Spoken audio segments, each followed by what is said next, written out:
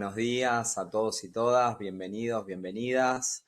Agradecemos mucho a los panelistas, también a todos y todas las asistentes que participan de este espacio. Nos alegra mucho saber que nos acompañan docentes, pero también estudiantes de diferentes niveles, terciario, universitario, también investigadores, público en general de diferentes lugares del país, de Argentina, de diferentes provincias, como fueron mencionando, pero también de otros países, decíamos México, Colombia, Ecuador, Perú, Nicaragua.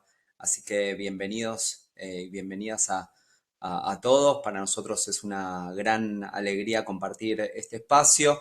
Y antes de iniciar la actividad, queríamos decir un minuto, unas palabras. Queríamos expresar nuestro apoyo, nuestro compromiso con las luchas colectivas que se están dando en nuestro país en defensa de la universidad pública, gratuita y libre. Sabemos que estamos en dos jornadas, ayer y hoy, de lucha. Entendemos que es fundamental garantizar el financiamiento de la educación pública en todos los niveles. En particular, como docentes e investigadores, expresamos la necesidad de promover políticas públicas que garanticen la educación con calidad de las universidades públicas y también, por supuesto, la producción de conocimiento por parte del sistema científico y tecnológico. Así que apoyar, por supuesto, estas jornadas de lucha y así iniciar esta actividad. Así que damos inicio a este encuentro. Te paso la palabra, Ana. Gracias, Edu. Bueno, es un gran gusto darles la bienvenida al panel ¿Para qué sirve la sociología de la educación? Esta actividad la estamos realizando en el marco de la Expo IIGG. Esta exposición se propone generar puentes entre la investigación social y la comunidad. Agradecemos a la organización de la Expo, al Instituto de Investigaciones Gino Germani de la Universidad de Buenos Aires, del cual soy integrante, y en especial a Jorge Álvarez por apoyo técnico para poder llevar adelante este evento virtual. Agradecemos especialmente el auspicio de la Sociedad Argentina de Investigación en Educación, la SAIE. Probablemente muchos de ustedes reconozcan este título, ¿no? El nombre del panel hace referencia al título de un libro de Duvet. En este volumen, el autor afirma que la sociología es útil cuando es crítica, cuando muestra que la sociedad no era lo que cree ser, y es útil cuando aconseja. También la sociología es útil cuando crea conocimientos puros y ciertas pericias. Y en especial es útil cuando toda esta actividad participa en un debate más o menos abierto y público. En un escenario de permanente ataque a las ciencias sociales y a la sociología, nos parece que es necesario reflexionar colectivamente sobre los sentidos de la sociología de la educación en nuestra sociedad. Estamos organizando este evento con Emilia Di Piero, Sonia Alzamora, Gabriel Rosales y Eduardo Langer. Yo soy Analía Meo. Todos somos docentes e investigadores que trabajamos en el campo de la sociología de la educación. Y hace años que tenemos la suerte de venir coordinando mesas de trabajos en los últimos coloquios de la Sociedad Argentina de Investigación en Educación. De hecho, la idea de realizar este panel surgió en nuestro último encuentro, en el último coloquio que tuvo lugar en Rosario, este año. En sintonía con el trabajo que venimos realizando desde este espacio, desde la SAIE, pensamos este panel y los que vendrán como espacios de trabajo, en que vamos a invitar e invitamos a colegas a pensar en voz alta sobre la sociología de la educación, sobre sus aportes y desafíos contemporáneos. Agradecemos muy especialmente a los y las invitadas de este panel, de este primer panel, por su generosidad y por sus ganas de compartir miradas y pensamientos y de pensar con otros en tiempos urgentes y plagados de desafíos y dificultades. Entendemos que promover espacios colaborativos, amables y respetuosos de las diferencias son claves para promover la reflexividad colectiva, fortalecer nuestras producciones y desarrollar estrategias efectivas para participar del debate público sobre la educación básica. Bueno, sin más, le paso la palabra a Emilia.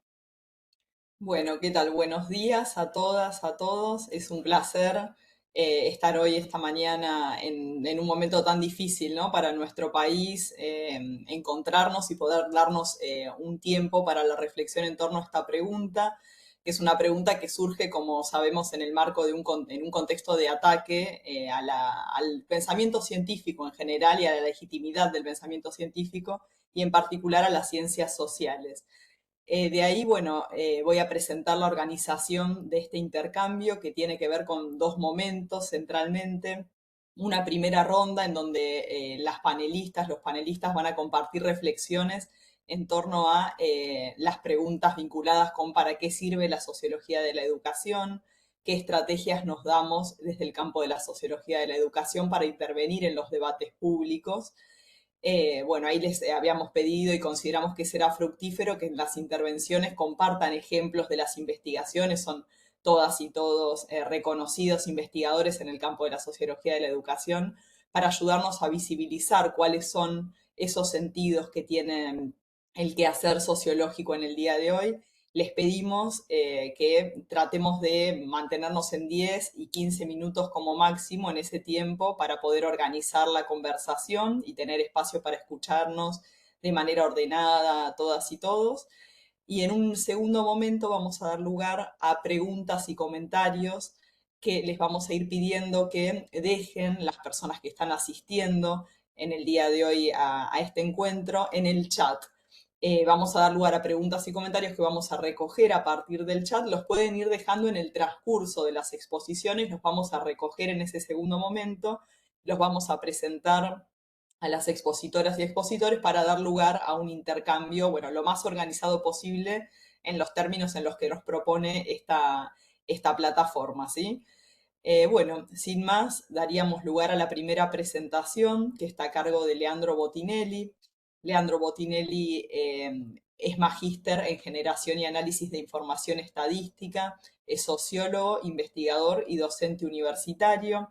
Actualmente es analista en el área de investigación de la Secretaría de Educación de la Nación. Se desempeña como director institucional del Instituto Nacional de la Administración Pública. Fue director nacional de Evaluación, Información y Estadísticas Educativas en el Ministerio de Educación de la Nación.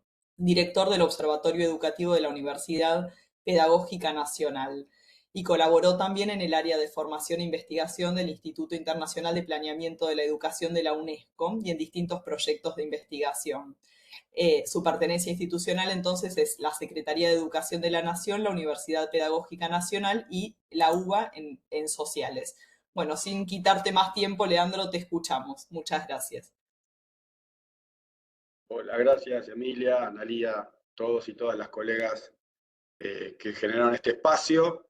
Me parece muy fructífero y muy productivo esta invitación, este momento de reflexión en este contexto tan particular de nuestro país.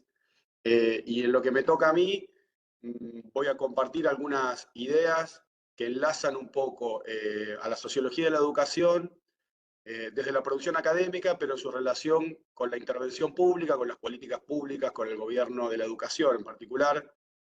Yo en la actualidad me desempeño, además de la actividad académica, en un área de investigación que es parte de un gobierno, de la Secretaría de Educación de la Nación.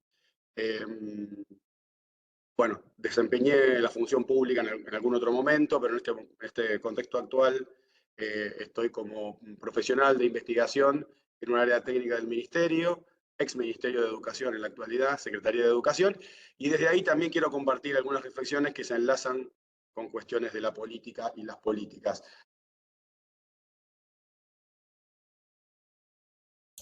Te Te- te- silenciaste, Leandro. De paso, aprovecho la interrupción para aclarar que Eduardo va a estar marcando el tiempo, ¿sí? Disculpen ese rol que le ha tocado, pero bueno, alguien tenía que hacerlo. Así que les marcará cuando se acerque el final del tiempo. Gracias.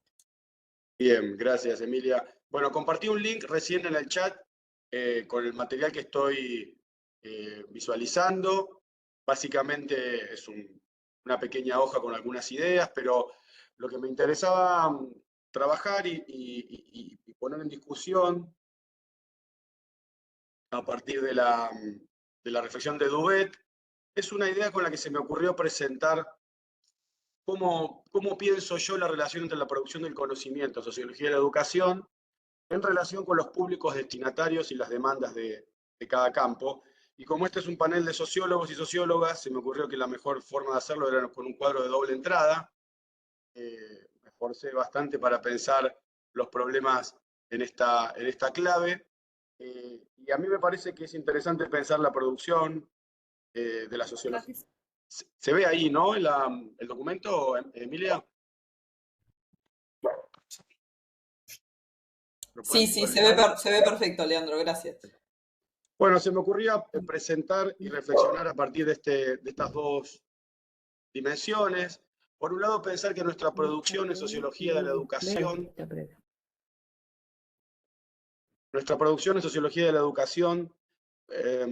tiene públicos destinatarios y que esos públicos destinatarios pueden ser pensados dicotómicamente como públicos expertos, colegas nuestros, sociólogos, sociólogas, científicos del campo de las ciencias sociales.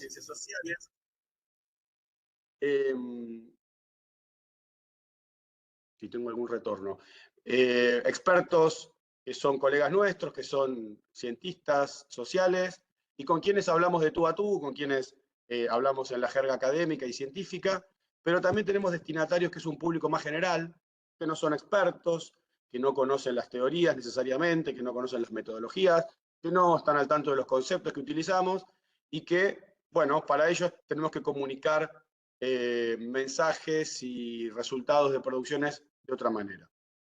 Y al mismo tiempo tenemos, me parece a mí, como dos lógicas, producto de dos campos en los que estábamos. Por un lado, el campo científico, que tiene sus demandas, que tiene sus lógicas, que tiene sus códigos, y por otro lado, las demandas que vienen de fuera del campo científico y que, bueno, tensionan nuestro trabajo e implican transformaciones en él. En el cuadrante 1, me parecía que estamos pensando más claramente en lo que es la investigación.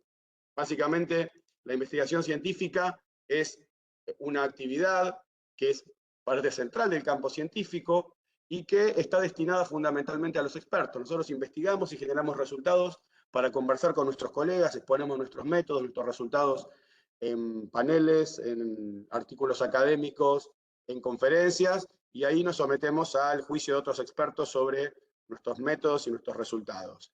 Por lo tanto, me parece que es el cuadrante más cómodo, donde nos movemos tal vez como peces en el agua, porque le hablamos a nuestros pares y jugamos las reglas de un campo que integramos, que conocemos, en el que estamos en el corazón de las actividades. Por otro lado, tenemos las actividades del campo científico que están destinadas a un público en general, y yo aquí pienso en clave de divulgación. Nosotros generamos resultados para nuestros colegas que están encriptados, que están codificados en la lengua científica, pero también divulgamos, queremos que nuestros resultados puedan ser conocidos por un público más amplio que el de los expertos, y por lo tanto generamos producciones que puedan llegar a públicos no completamente legos, pero por lo menos más amplios, interesados en el quehacer de las ciencias sociales, de la vida social, y por lo tanto dispuestos a leer resultados de investigaciones que están traducidos para quienes no son parte del corazón del campo científico. En tercer lugar, tenemos la posibilidad de pensar las demandas externas al campo científico, pero que están destinados a cierto público experto. Yo acá pienso en clave de asesoramiento o de consultoría. Buena parte de mi trabajo particular se desarrolla en este cuadrante. Las producciones en las que me toca participar son producciones de base científica, pero están destinadas a un público experto que no es del campo científico. Típicamente pueden ser funcionarios de gobierno, directores de organismos internacionales o de organizaciones sociales, de sindicatos. Obviamente son actores institucionales que son parte de otros campos, que demandan conocimiento experto, son organizaciones que demandan para el conocimiento experto, organizaciones de gobierno, organizaciones sociales, sindicales y de otro tipo, y que uno piensa la producción ahí más en clave de asesoramiento y consultoría.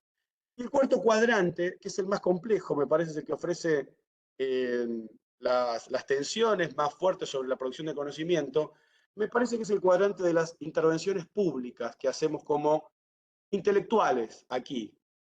Cambio de científicos a intelectuales, porque en las intervenciones públicas me parece que aparecemos más en esta clave y nos pensamos interviniendo en conflictos, en disputas, en el espacio público, tratando de influir en la opinión pública, tratando de incidir en las agendas de políticas públicas, siempre desde un conocimiento experto. No buscamos incidir ahí como actores gremiales, que podemos también hacerlo con otro sombrero, como se dice, pero buscamos que desde nuestro conocimiento experto poder hacer intervenciones que influyan en la agenda, que influyan en las políticas. En el documento yo compartí algunos ejemplos de estas producciones que me parece que tratan de bajar un poco a tierra de qué se trata. Por un lado, en cuanto a investigación, bueno, las ponencias o artículos más habituales que conocemos. Yo no he hecho una carrera académica en particular, publico en espacios académicos cada tanto, cuando la gestión pública me lo permite. A veces son recortes de producciones que están orientadas a política pública o que están desarrolladas en el marco de la gestión de gobierno. Pero bueno, ese es uno de los ítems que quería compartir, de las producciones en esa clave. En este caso hay una más reciente sobre la educación especial en la Argentina y una anterior sobre el uso de la encuesta permanente de hogares para estudiar el trabajo docente, que fue mi tema de tesis. En clave más de consultoría, compartí algunas publicaciones que están hechas en el marco del gobierno, en el marco del Ministerio de Educación de la Nación, un informe de indicadores educativos, que es un panorama de la educación en Argentina publicado en 2022, y un informe que analiza la evolución del nivel inicial en la Argentina, publicado en 2016, publicado por el Ministerio de Educación de la Nación, dos documentos muy de base estadística, están elaborados con básicamente información pública de fuentes secundarias y apuntan a caracterizar básicamente un estado de situación del sistema educativo en la Argentina como insumo para política educativa. Este es el objetivo de estas producciones, por eso está pensado en clave de asesoramiento, consultoría, porque es un conocimiento de base científica puesto a consideración de una organización gubernamental para el diseño de políticas públicas. En tercer lugar, algunas producciones más en clave de divulgación, temas que son de interés siempre en la discusión sobre la educación, que son las subvenciones a las escuelas privadas o la problemática de la desigualdad. Dio lugar a dos producciones, dos artículos que publicamos con una colega también, Cecilia Sleiman, en el marco de la revista de la Facultad de Ciencias Sociales de la UBA, como también la producción del Ministerio del Informe Nacional de Indicadores Educativos había sido elaborada en conjunto con una colega socióloga, Valeria Da Benigno, que forma parte también de este espacio. Y en cuarto lugar, el último eje, el de la intervención pública, me animé aquí a compartir algunas producciones que fueron pensadas específicamente para la discusión pública. No son una producción en clave de divulgación que tenga como base una investigación, sino que son productos ad hoc hechos en el fragor de la discusión política y pública. En el 2016, cuando estaban muy cuestionadas las universidades públicas en el inicio de la gestión de gobierno de Mauricio Macri, una producción que hicimos desde la UNIPE para intervenir en esa discusión y mostrar la importantísima llegada en la vida social que estaban teniendo las universidades públicas en los últimos años. Eso se publicó desde la UNIPE como un dossier. También una producción que hicimos para salir al cruce de una discusión que para nosotros estaba mal planteada en el espacio público sobre el hecho de que había la mitad de adolescentes que terminaba la secundaria utilizando los indicadores de un modo, nosotros entendíamos, sesgado, y por eso proponíamos reenfocar esa discusión desde otro lado utilizando los datos disponibles de otra manera. Y por último, les dejo aquí dos intervenciones más en redes sociales, en Twitter, que tiene que ver con la discusión actual. En primer lugar, una que está relacionada con la evolución de la extensión de la jornada escolar en la Argentina, en el nivel primario. Ustedes saben que en Argentina es obligatorio que todas las escuelas primarias ofrezcan una jornada escolar de una duración mayor a las 4 horas. Esta política ha avanzado poco y nada. en los primeros años de la sanción de la ley, pero en los años recientes ha tenido un avance un poco mayor y en esta intervención en redes sociales se muestra cómo mejoró marcadamente la cobertura de la jornada extendida en primaria en el último año a partir de la política de 1 hora más.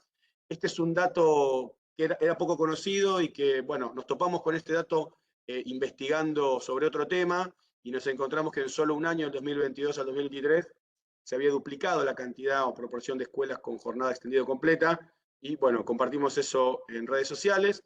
Del mismo modo que hace unos meses, cuando se publicó el informe indicativo de salarios docentes correspondiente al mes de marzo de este año, hicimos una comparación de los datos salariales oficiales con la canasta de pobreza que publica el INDEC, para, bueno, poner en evidencia también el fenomenal derrumbe del salario docente que desde septiembre del año pasado a marzo de este año perdió el 50% del poder adquisitivo con relación a una canasta básica de bienes medida por el INDEC. Esto está en línea, lo pueden ver en ese link y me pareció interesante compartirlo porque es parte... Disculpa, Leandro. Ya cierro, ya estoy, Eduardo. 2 minutos. Sí, ya 2 estoy minutos. cerrando. 2 Me minutos. pareció interesante hacer este viraje hacia las redes sociales y poner en discusión con ustedes. Bueno, en este espacio de las intervenciones públicas, donde nosotros como científicos, como intelectuales, tenemos la vocación de participar en la conversación pública con otros actores, de influir en la discusión y en las agendas, de poder colocar y posicionar nuestros argumentos y nuestras evidencias de base científica en notas de prensa, en el periodismo, en medios audiovisuales y en redes. Me parece que esto es lo más desafiante para nosotros en estos tiempos. ¿Cómo logramos, desde nuestra producción académica, desde nuestro pensamiento, desde nuestro laburo de 8, 10, 12 horas por día con estos temas, transformar parte de esa producción en elementos que sirvan para llevar la discusión pública a un mejor puerto, para tener una sociedad más democrática, más abierta, más plural, más igualitaria, con más derechos, y cómo nuestra producción académica y científica puede contribuir a eso. Ahí el desafío es qué formatos, qué narrativas, qué discursos, qué traducciones encontramos de nuestras producciones para que esto sea posible y para que no nos ocurra lo que nos ocurre muchas veces, que es que cuando hablamos en espacios que no son de expertos, sino que son de públicos generales, nos cuesta mucho, nos cuesta hacernos entender, nos cuesta hacer que nuestros argumentos lleguen con eficacia a la gente que queremos que llegue. Para eso es la producción de conocimiento, para eso también es la actividad intelectual que desarrollamos. Así que de mi parte esto por ahora, seguimos la discusión el resto de la actividad. Muchas gracias. Muchas gracias a vos, Leandro. Gracias por tomar la propuesta, por dedicar tiempo que sabemos que no abunda a pensar esta pregunta tan difícil.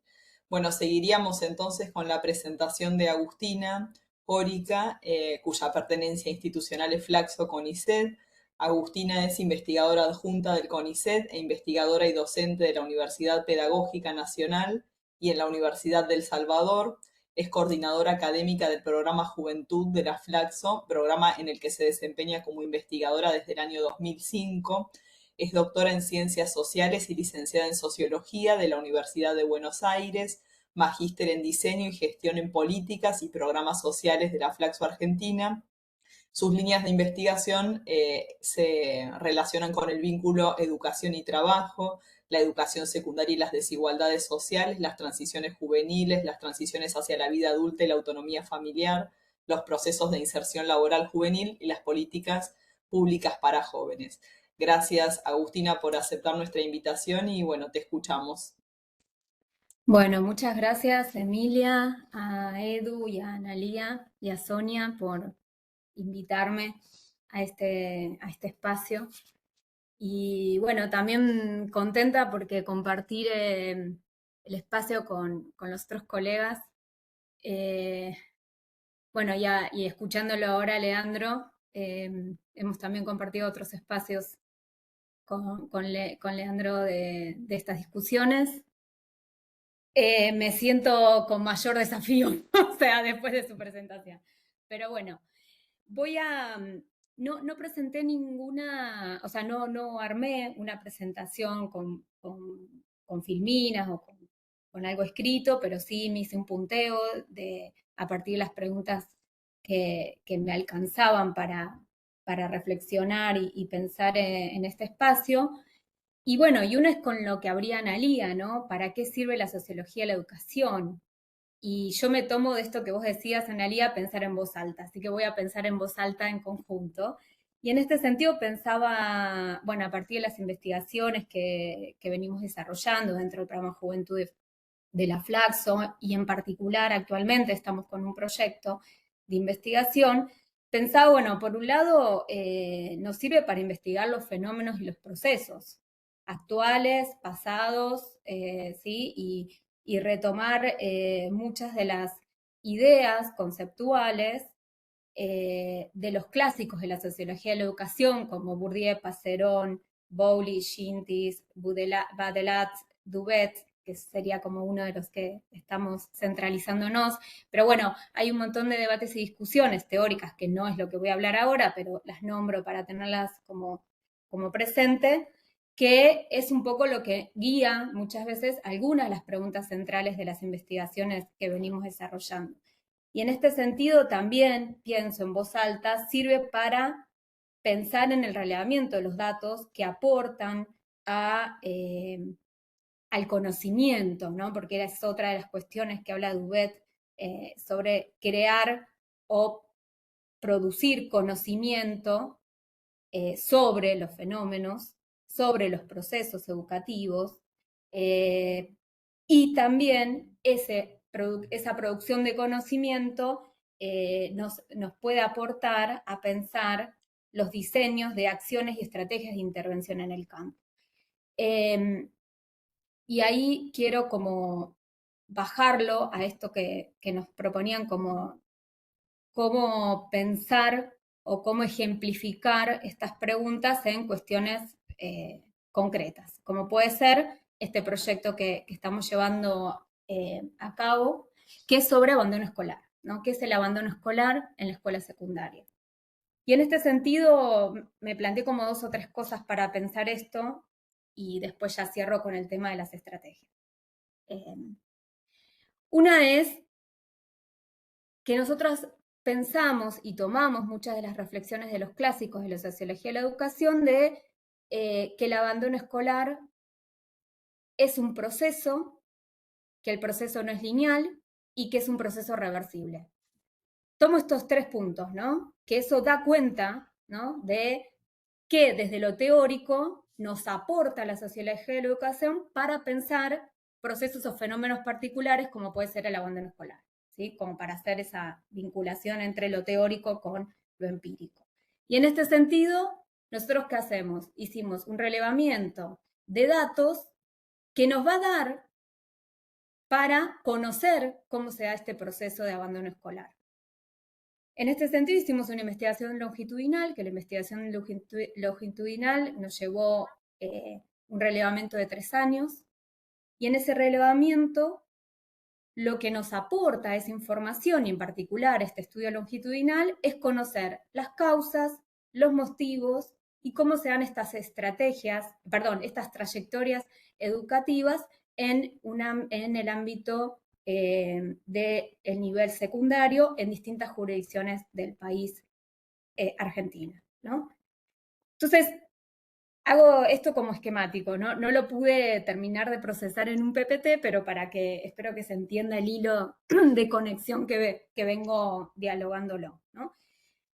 Y en este sentido, pensaba ya en la última pregunta de qué estrategias nos damos desde el campo de la ciencia, de la sociología de la educación, para intervenir en los debates públicos, pero también para aportar al campo de la educación, en particular de las escuelas secundarias, podríamos decir, en este caso, en este ejemplo que estoy poniendo. Y tiene que ver un poco con el diálogo que nosotros como investigadores, investigadoras, podemos dar en esos espacios donde el día a día, ¿no?, se lleva puesto un montón de cosas, y justamente lo que menos lleva es a una reflexión crítica de lo que está sucediendo. Y me acordaba, y con esto espero cerrar, no sé si estoy bien con el tiempo, estos diálogos que yo iba teniendo con directivos, directoras de las escuelas secundarias del conurbano bonaerense, que es donde estamos haciendo la investigación, y que son estas ideas que tienen de, o sea, no ideas, sino, bueno, mira, a mí me parece que pasa esto, ¿no? Por ejemplo, que es más difícil que los jóvenes vengan al turno tarde. Lo estoy diciendo como muy concreto, ¿no? La problemática a pensar esto de la desvinculación o revinculación a la asistencia en el nivel secundario.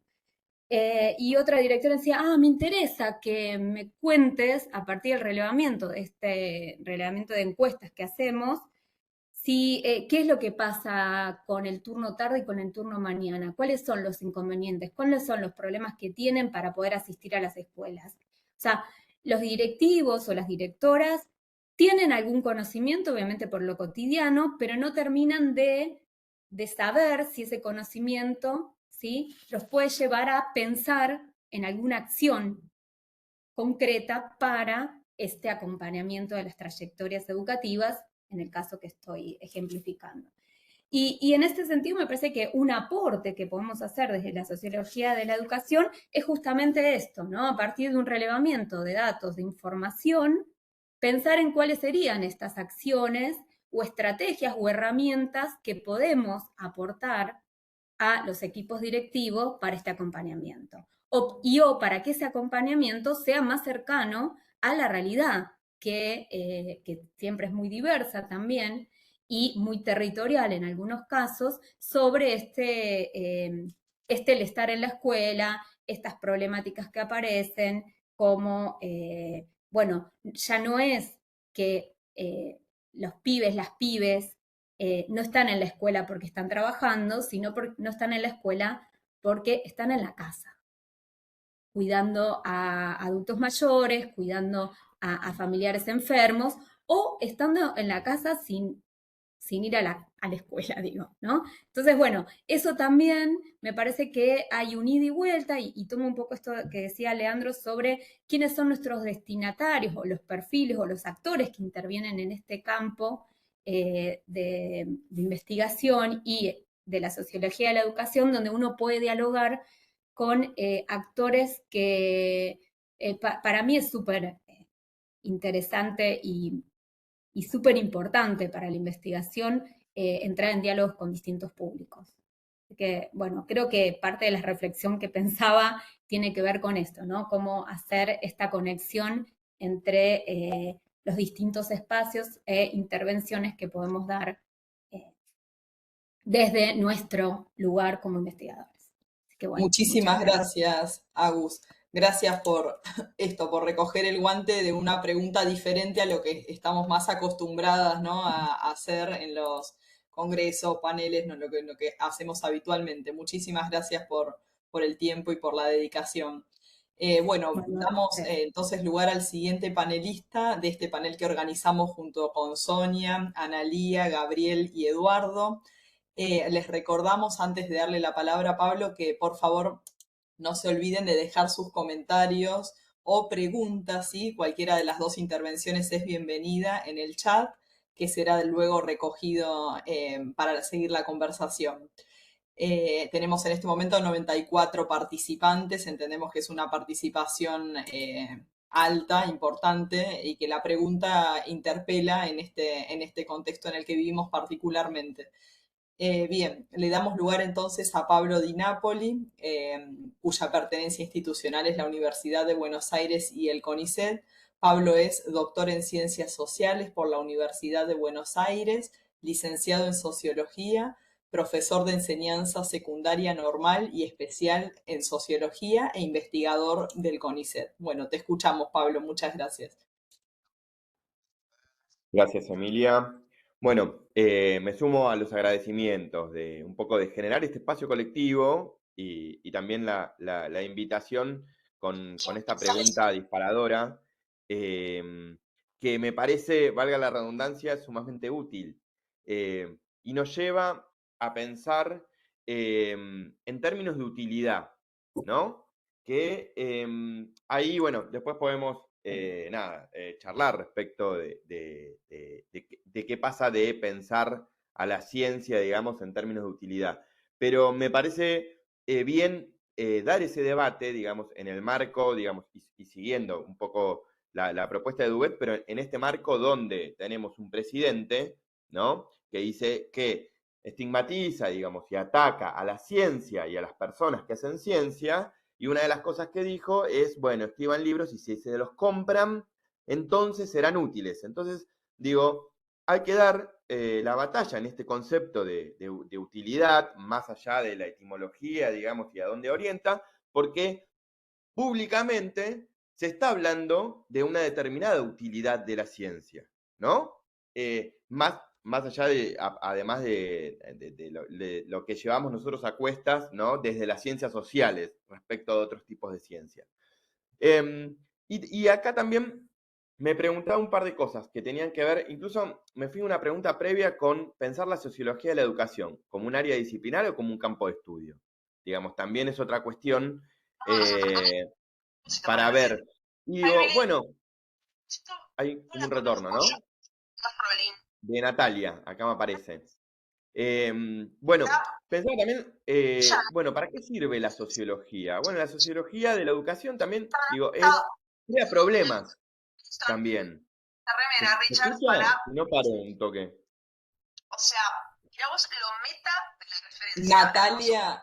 Natalia, no sé si nos escuchás. Nosotros no podemos silenciarlo. No sé si Jorge nos podrá ayudar. Ah, bueno, ahí está, en silencio. Ahí va. Bueno, pensaba la sociología de la educación crea problemas, ¿no? En cuanto, bueno, problematiza cuestiones del campo educativo que nos interesan ver o que la realidad, digamos, trae y dice, bueno, acá, digo, estaría bueno ver algunas cosas.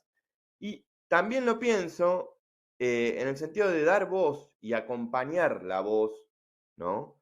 De actores educativos o quienes integran las comunidades educativas, digamos, o quienes están en esos ámbitos, ¿no? Y pensaba también tres dimensiones de análisis de la sociología de la educación. Una que tenga que ver un poco con el rol social, ¿no? La relación educación-sociedad, la más macro, la más durkheimiana. Y después otra, y acá me pongo medio clasicón y últimamente estoy más germanista, pero yendo a la cuestión de la desigualdad educativa, digamos que atravesó mucho el debate de la sociología de la educación, y después cuestiones como en un tercer nivel, en un tercer eje, cuestiones o problemáticas de la práctica educativa, ¿no? Propias de la interacción social de los sujetos de la educación, ¿no? Es qué les pasa o cómo habitan las instituciones, ¿no? Educativas, quienes integran esas comunidades. Y es un poco en esa línea en la que vengo desarrollando las investigaciones, ¿no? Que van por cuestiones que, bueno, ahora estuve viviendo, lo último tiene que ver un poco de cómo transitaron estudiantes, docentes, diferentes integrantes de la comunidad educativa el regreso a la presencialidad, ¿no? Pero estuve trabajando también cuestiones de conflicto y violencia y digo, bueno, ahí, ¿qué debates dar, digamos, como para dar ejemplos de investigaciones, ¿no? Y uno de ellos tiene que ver, por ejemplo, con, digo, en mi caso, dar un debate sobre la definición y la perspectiva del bullying para trabajar la cuestión de la violencia, ¿no?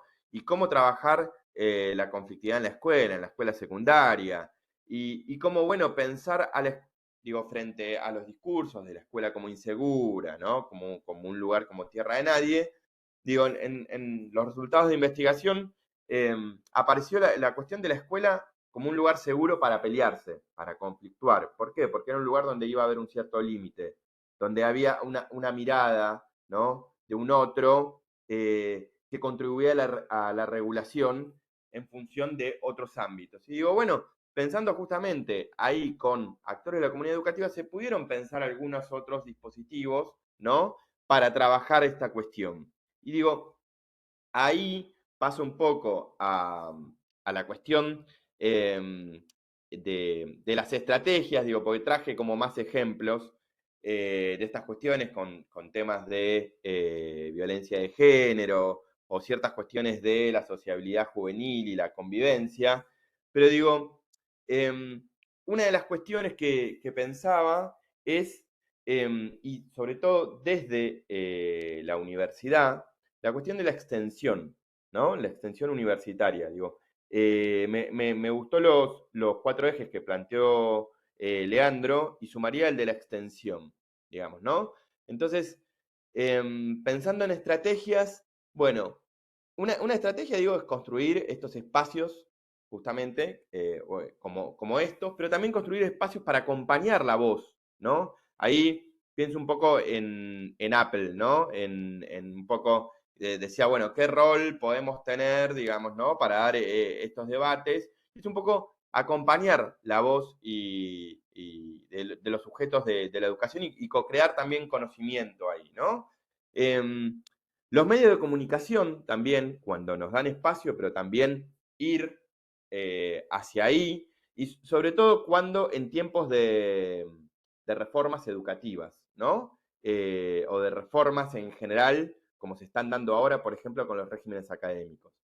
Después, bueno, un poco iba para no repetir en la línea de lo que planteaba Leandro, pero también pienso una cuestión que me parece central, que son los datos, ¿no? El uso de los datos, la construcción de los datos, el uso de los datos y también en una lógica quanti, y en eso un poco me pongo germanista, en la línea de que en sociología de la educación, por lo menos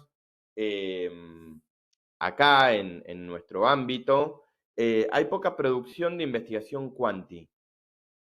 E incluso, no solo hay poca producción, sino que incluso en el análisis de datos secundarios existentes, ¿no?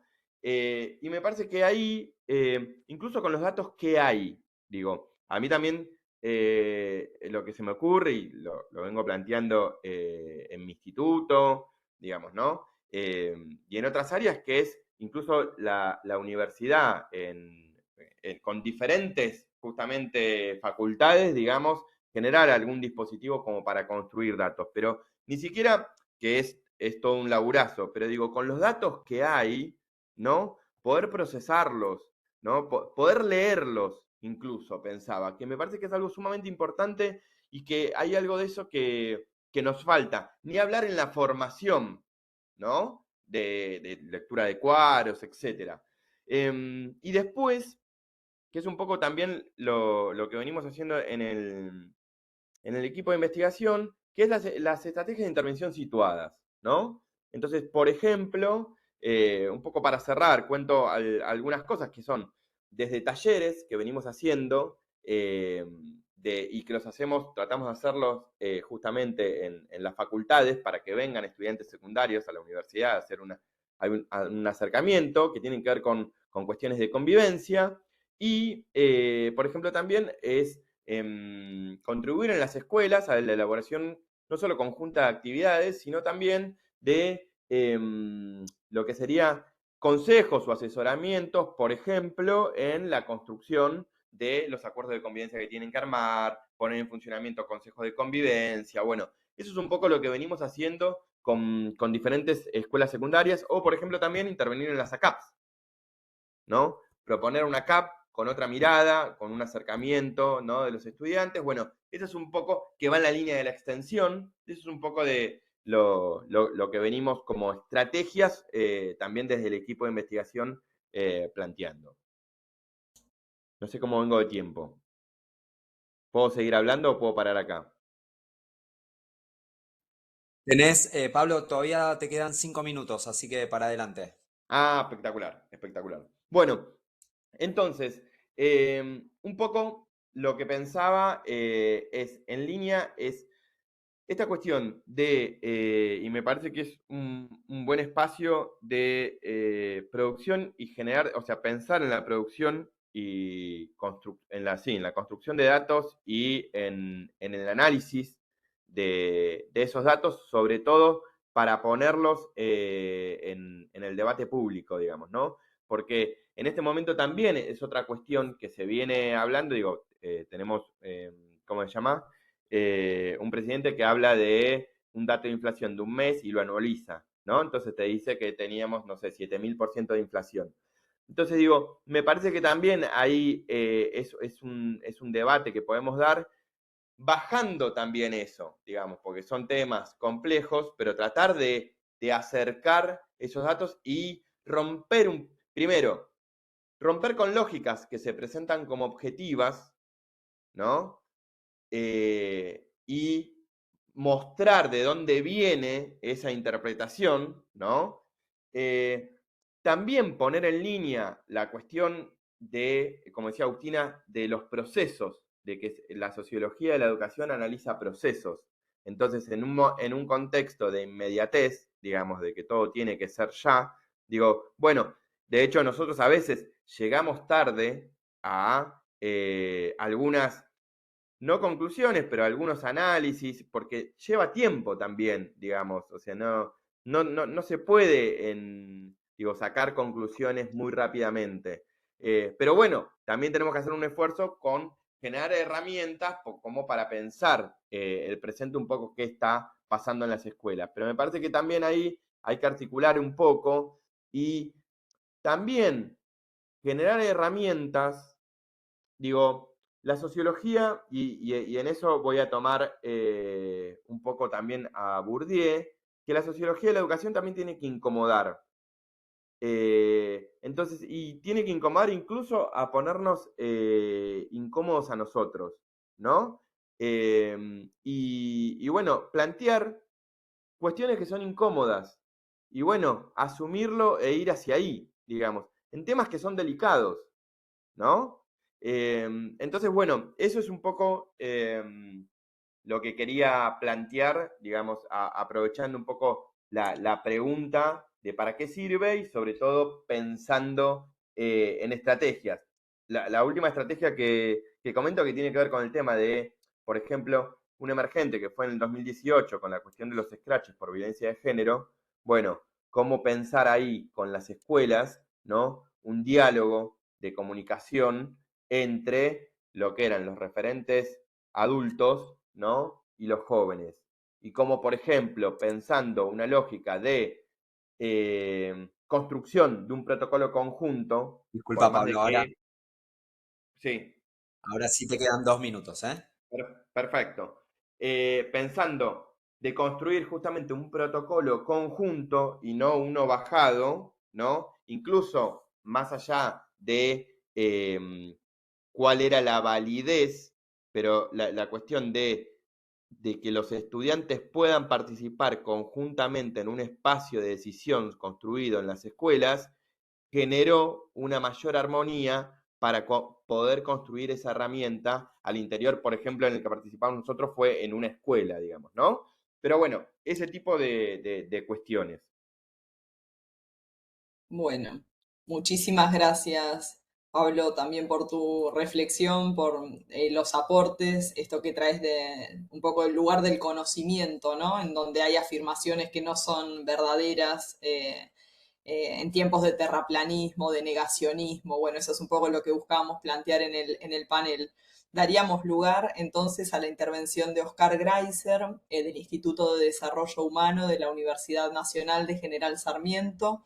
Oscar es licenciado en Ciencias de la Educación por la Universidad de Buenos Aires, máster en Filosofía por el Instituto de Educación de la Universidad de Londres, diploma de Estudios Avanzados por la Universidad de Valencia, doctor mención europea en Sociología de la Educación por la Universidad de Valencia en España y la Universidad de Londres en Inglaterra, y es docente de Sociología de la Educación en la Universidad Nacional de General Sarmiento y previamente en la UNLU. Bueno, te escuchamos, Oscar, gracias por tu participación.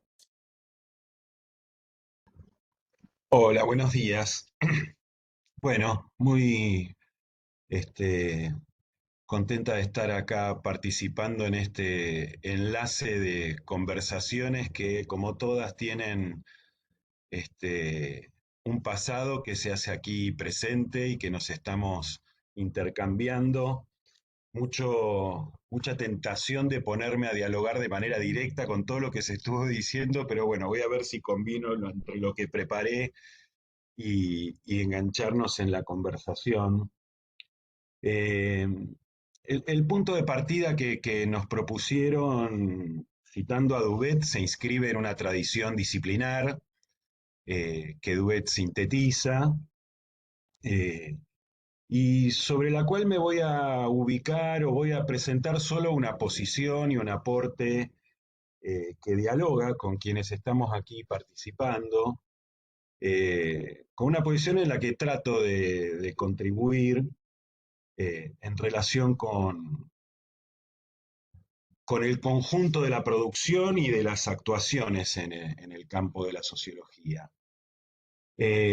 Digamos, como disciplina, la sociología ha tenido, se ha inscrito en tradiciones, pero ha llegado a ese punto que plantea Duvet y que Analía nos recordaba acerca de las formas de correr el velo, correr el telón de las formas de existencia común que consideramos dadas por naturaleza en la vida cotidiana.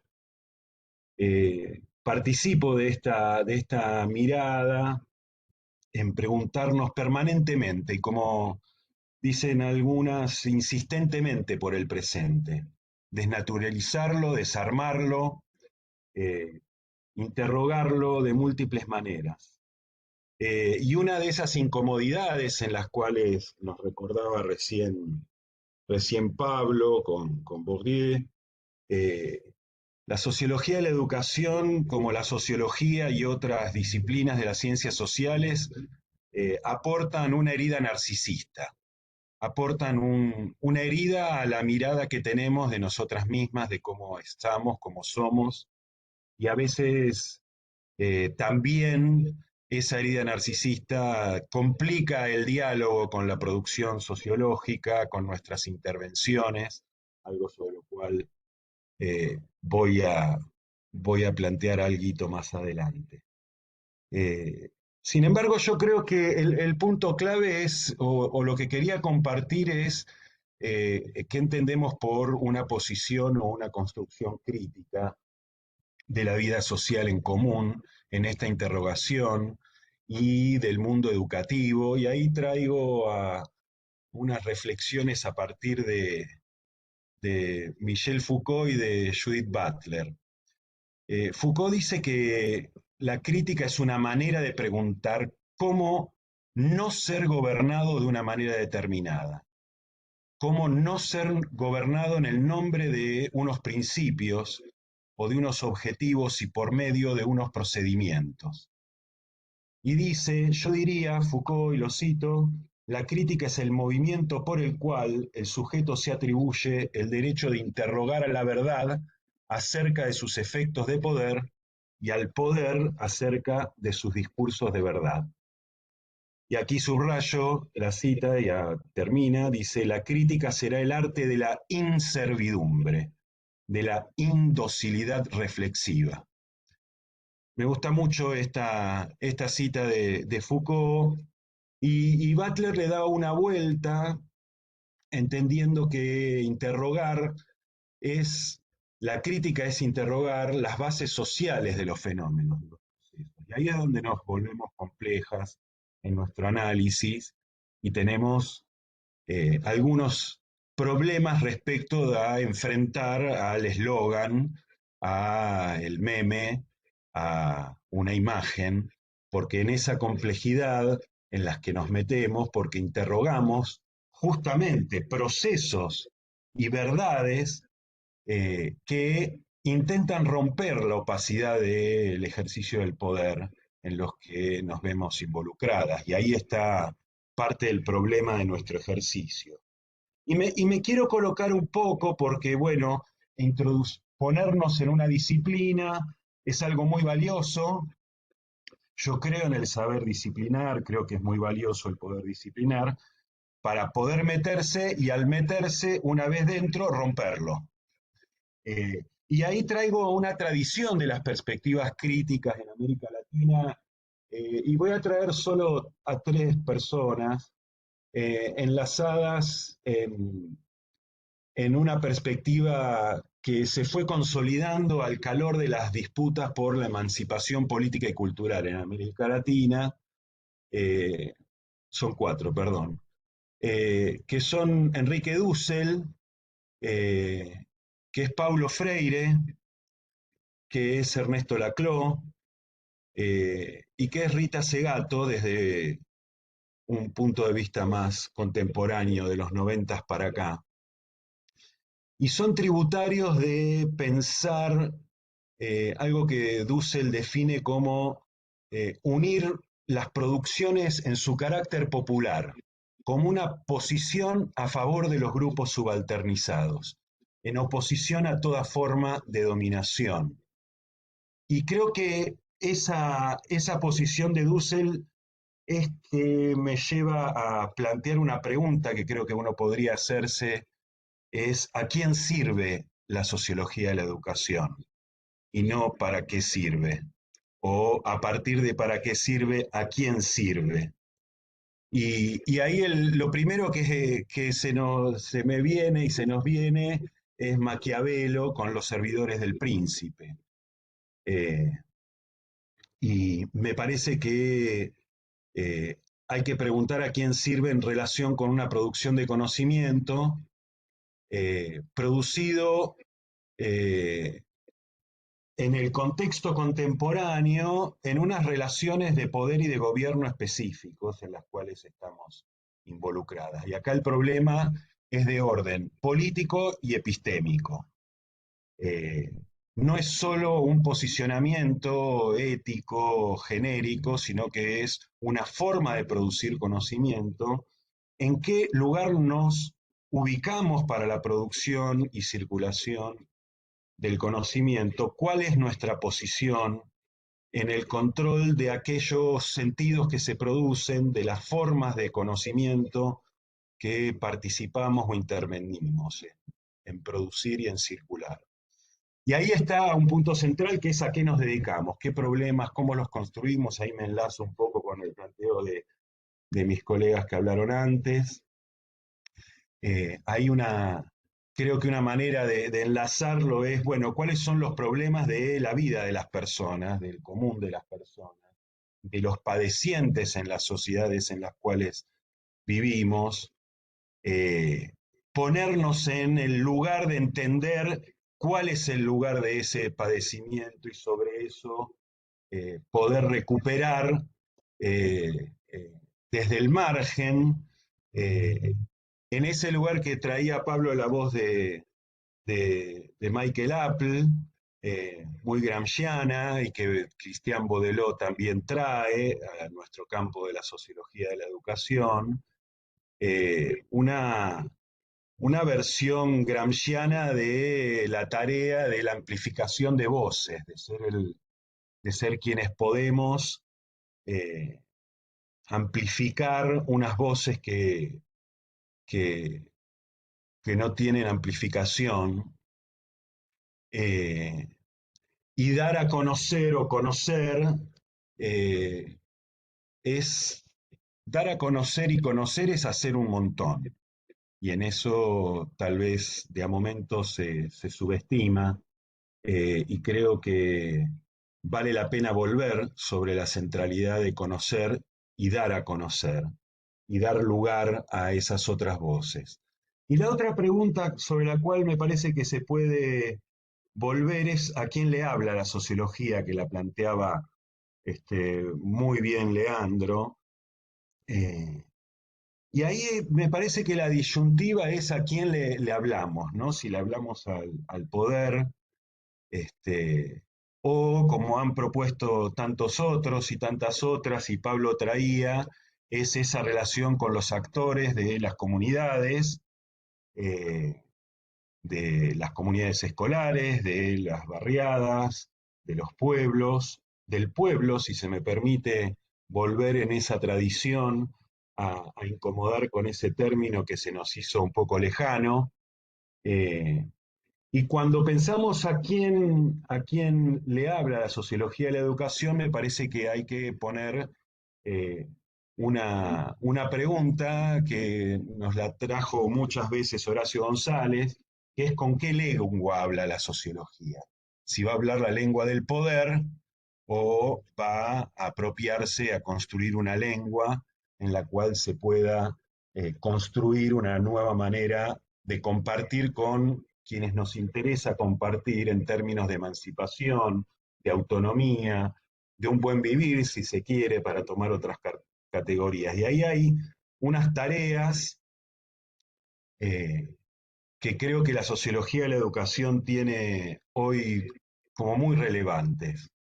Y acá me engancho con la última pregunta que nos proponían hacer en los 4 minutitos que me quedan.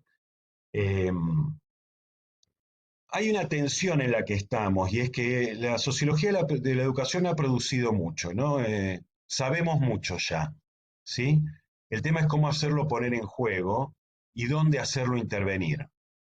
En este momento tenemos un Ministerio de Capital Humano y sabemos mucho y tenemos décadas de producción sobre un conjunto enorme de resultados que desmienten los fundamentos de la teoría del capital humano, de sus prescripciones y de los efectos que ha producido.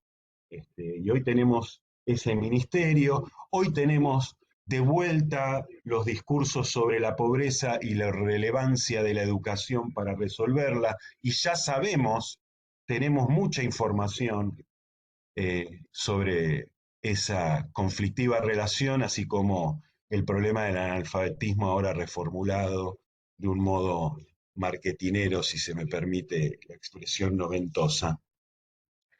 Y en ese contexto solo dar un par de líneas de los proyectos en los cuales me encuentro. La verdad que con esa pregunta el problema que tenía para responderla es cómo engancharlo, digamos, para presentarlo brevemente. Yo prefiero presentarlo en el programa. Disculpa, Oscar. Sí, me quedan 2. 2 minutos. Perfecto, 2 minutos. lo tengo acá. Gracias, Edu. A ver, el programa de investigación en el cual me veo involucrado, trato de involucrarme y de producir es acerca de el cómo del ejercicio del poder en relación con la circulación de significados y el control simbólico. Y la pregunta por el cómo del poder y del ejercicio del poder en este momento en nuestra sociedad está directamente vinculado al tema del control simbólico, de la producción y circulación de significados en este orden social. Y ahí solo traigo 3 trabajos para no ser un muy mal alumno, en los cuales he participado en los últimos años de diferente índole. Uno, que fue alguien con quien compartí con algunas de las que estamos aquí, que fue un programa que hicimos en el marco del PISAC COVID sobre la reconfiguración de desigualdades en educación secundaria en pandemia y pospandemia. Y ahí hay mucho para discutir, inclusive sobre el propio concepto de desigualdad. Un trabajo que tiene todavía productos en camino. Una segunda línea y el trabajo de investigación sobre las pedagogías de la democratización en CENS, en centros educativos de nivel secundario, que trae las voces de colegas y compañeras docentes en CENS. Y en la última línea, que es una línea vieja en tiempo de mi parte, que es sobre la producción y circulación de saberes relativos al mundo del trabajo en contextos de gubernamentalización de relaciones en las sociedades contemporáneas. Bueno, ahí cumplo con mis 15 clavaditos, les agradezco y seguimos la conversación. Muchas gracias, Oscar. Nos llevó a Perdón, disculpas, No, por favor. es el incómodo lugar de Edu y necesario a la vez. Así que gracias, Edu, por tomarlo. Oscar nos llevó a un viaje que recorrió Foucault, Enrique Dussel, Freire, Laclau, Segato, bueno, y también el Ministerio de Capital Humano, el plan de alfabetismo, bueno, de todo. Así que muchísimas gracias, Oscar, por tomar este desafío con bueno, con tanto interés. Seguimos entonces con la intervención de Silvia Cerveto de la Facultad de Filosofía y Humanidades de la Universidad Nacional de Córdoba. Silvia es licenciada en Ciencias de la Educación, magíster en Investigación Educativa con orientación socioantropológica, doctora en Ciencias de la Educación por la Universidad Nacional de Córdoba, profesora titular de la Cátedra de Sociología de la Educación de la Escuela de Ciencias de la Educación de la Universidad Nacional de Córdoba. Bueno, te damos la palabra, Silvia. Muchas gracias. Bueno, hola, gracias Emilia, no sé si se me escucha bien, espero que sí. Sí, perfecto. Bueno, muchas gracias. Bueno, en primer lugar agradecer a los organizadores de esta expo, al Instituto Gino Germani y a la red de cátedra de Sociología de la Educación que también han participado en la organización de esta actividad. Particularmente quiero agradecer a Gabriel Rosales y a Sonia Alzamora por ponerse en contacto conmigo y tramitar la invitación. Y a su vez, además de agradecer, celebrar también estas actividades que me parece que son importantes, no solamente para discutir para qué sirve la sociología de la educación, sino también para reunirnos, para convocarnos todos aquellos que más o menos estamos en el mismo lugar, en el mismo campo, en la misma área de trabajo, de inquietudes y de preocupación. Bueno, yo por ser la última me voy a repetir, no me queda otra. Después de 4 exposiciones y de presentaciones, es probable que para el público tenga cosas ya dichas por el resto, que dicho sea de paso también han sido muy interesantes y he tomado nota de cada uno de los expositores anteriores. Yo cuando me invitaron y leí la pregunta ¿para qué sirve la sociología de la educación?, que es un poco que retoma esta pregunta de Duvet, también de otro libro de Lahir, que es ¿para qué sirve la sociología?, ¿no? Digamos, cada tanto nos volvemos a preguntar sobre eso, no es una pregunta solo, tampoco es una pregunta que nos hagamos acá en Argentina, que nos hacemos aquí en América Latina. También los franceses están haciendo esas preguntas o se la han hecho en otros momentos. Eso significa también que las crisis y el desprestigio de las ciencias sociales o de la sociología de la educación también está por otros lados, ¿no? Así que me pareció como que esa pregunta y me llevó a vuelta a visitar y revisitar esos textos. Y yo le hice una contrapregunta a esa de ¿para qué sirve la sociología de la educación?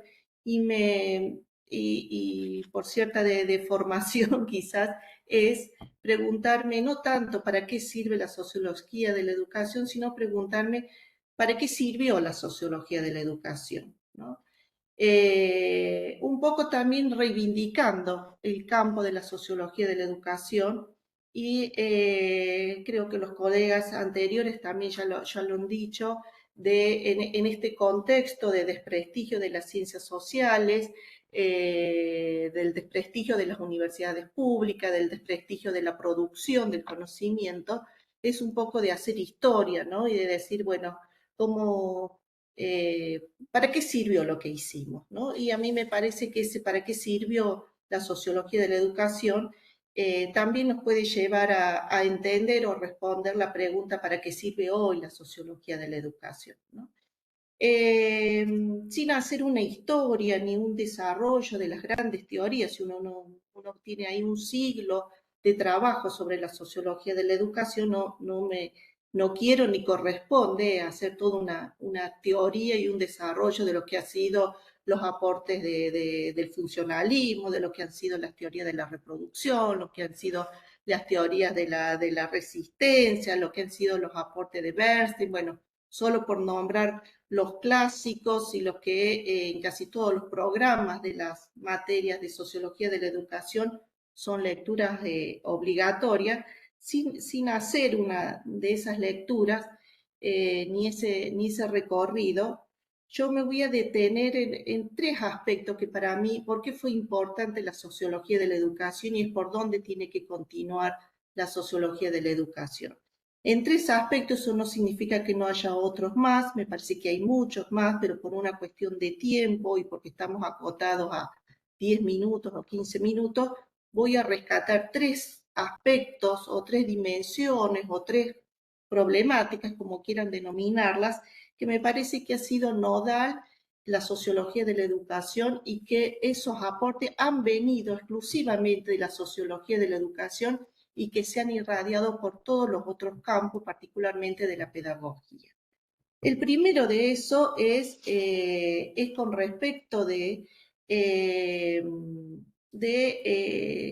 que ha sido la sociología de la educación la que mostró el carácter fuertemente socializador de la escuela. Eso desde Durkheim en adelante se ha demostrado científicamente, empíricamente, que la escuela es una institución socializadora, fuertemente socializadora. Probablemente no estoy diciendo nada nuevo, esto ya es medio repetitivo y quizás hasta aburrido. Pero en todo caso lo que hago es remarcarlo en negrita, ¿no? Ponerla ahí entre cursiva y en negrita, porque este carácter socializador de la escuela adquirió nuevamente relevancia a partir de la pandemia.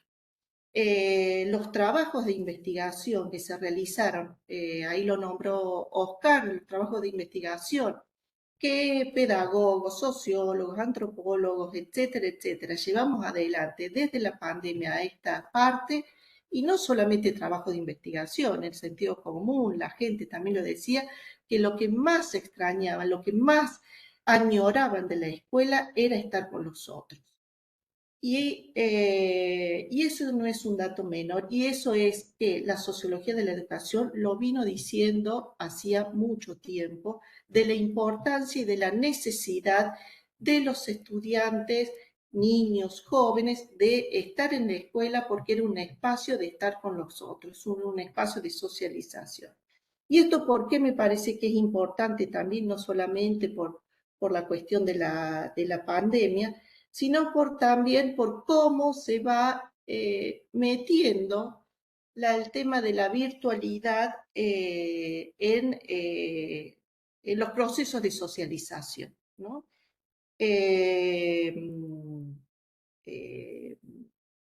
Voy a leer un poquito. Cuando la escuela se mudó, que adquirió nuevamente relevancia durante la pandemia, cuando la escuela se mudó a la casa y tanto docentes como estudiantes añoraban el estar con otros, reírse con otros, conversar con otros. Y en este aspecto seguimos preguntándonos sobre ese carácter en un momento de fuerte disputa entre lo presencial y lo virtual. Y yo lo planteo en esos términos de disputas entre lo presencial y lo virtual, y todas las derivas, entre comillas, engañosas sobre la presencialidad que requiere la virtualidad, ¿no? Esa cosa de que lo virtual también es una forma de presencialidad, y entonces estamos ahí como envueltos en una discusión si la virtualidad es una presencialidad. Discusiones también que uno los tiene en el ámbito universitario también.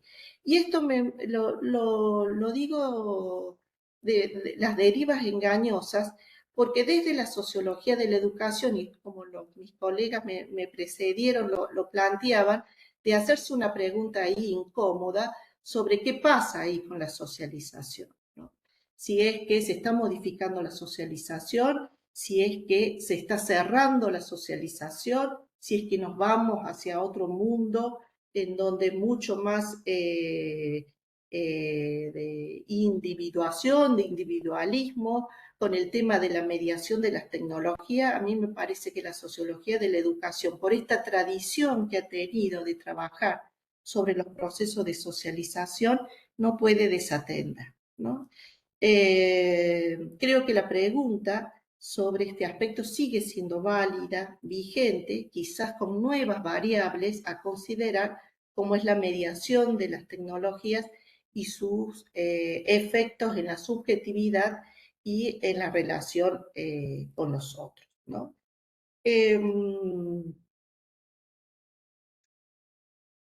El otro aspecto que me parece que ha sido clave en la sociología de la educación es acerca de los estudios que se podría, yo los resumo en esta frase, entre la inclusión y la exclusión en el sistema educativo, en sus distintas escalas, en sus distintos niveles, tanto a nivel macro, a nivel de sistema, como a nivel de instituciones, como a nivel de prácticas, que los colegas ya hablaron de esto. La sociología de la educación ha producido muchas investigaciones sobre estos temas, tanto sobre la exclusión como la inclusión. Y estos estudios sobre la exclusión y la inclusión han sido también muy importantes. Pienso en todos los que son los trabajos ya, los clásicos trabajos de Bourdieu y Passerone en los años 60, en los años 70, en los trabajos de Podelot, pero en la Argentina en los trabajos de Tenti Fanfani, en los trabajos de Tedesco, en los trabajos de Gabriel Kessler, solo por mencionar los clásicos o los ilustres de la sociología de la educación, pero todos nosotros también estamos trabajando en esos temáticas y siempre han trabajado sobre cómo el sistema educativo ha seleccionado a esa población, ¿no? Digamos, cómo hace esa zaranda esa zaranda de la población infanto-juvenil y cómo la sociología de la educación ha sido sensible a los estudios entre la educación y las clases sociales, ¿no? Y cómo los sectores sociales menos favorecidos quedaban en el camino. Esos son estudios que de los años 60 y 70 marcaron un rumbo y que aún siguen siendo vigentes, porque aún todavía tenemos gente que sigue siendo excluida del sistema educativo. Y en eso hay un ojo que pone la sociología de la educación que me parece que hay que sostenerlo y que mantenerlo como investigadores. Bueno, Corica Agustina, ¿no? Agustina también habló del abandono en la escuela y cómo siguen esos temas, ¿no? Y cómo los menos favorecidos quedaban en el camino más temprano que tarde. Ese ha sido, para mi gusto, un mérito de la sociología de la educación, con cruzar la condición de clase con la trayectoria escolar, y ese dato ha servido, para mi modo de ver, para definir, no ha sido el único, para definir ciertas políticas educativas, tanto nacionales como provinciales. Pienso en todo lo que han sido los programas de terminalidad de las escuelas secundarias. En Córdoba el plan, lo que se llamó el PIT, el plan FINES, el plan terminar la escuela secundaria. Bueno, cada provincia tenía programas que estaban mirando. Ah, ya estoy con el tiempo. Discúlpame, Silvia, te quedan dos minutos, dos minutos te quedan. Bueno, Minutos. entonces avanzo con el tercer. Bueno, me había explayado un poquito más sobre este tema, sobre cómo también ese tema de la inclusión y la exclusión también ayudó para pensar políticas de la democratización del sistema educativo y para pensar las políticas que ya es más que una política, es ley sobre el derecho a la educación. El tercer aspecto que me parece que ha aportado mucho la sociología de la educación es sobre los estudios acerca de la desigualdad educativa o en todo caso acerca de la desigual distribución de los bienes que otorga el sistema educativo. Ha sido la sociología de la educación desde los aportes de Bourdieu allá en los años 70, pero que en la Argentina se ha trabajado muchísimo también sobre esa línea, ha sido la sociología de la educación que puso de relieve los mecanismos de distribución en el sistema educativo con su lógica meritocrática. Que si uno mira en la larga duración, hubo momentos, en distintos momentos históricos, que hubo buenos y malos resultados. Pero lo que quiero remarcar es que ha sido desde este campo disciplinar que siempre hay una alerta acerca de ese cruce entre las políticas públicas, entre las clases sociales y, digamos, los resultados del sistema educativo. Bueno, no me quiero extender, no sé cuánto tiempo más, no me quiero extender mucho más, en todo caso lo podemos hablar, pero pienso en este tema sobre la meritocracia, todos los que han sido los trabajos de investigación acerca de la educación de las élites, la educación de las clases dominantes, la educación de las clases medias, las escuelas católicas, las escuelas protestantes, los trabajos de exámenes de ingreso en las preuniversitarias, etcétera, etcétera, que han trabajado sobre el carácter meritocrático, también de alguna manera desde una pregunta incómoda en cómo el sistema educativo aún persiste en determinadas instituciones, regiones, áreas, con sistemas de selección y exclusión en un punto. Bueno, me quedaron cosas en el tintero, pero no quiero abusar del tiempo y cerraría entonces. Sí, ya estamos en tiempo cumplido. Bueno, muchísimas gracias.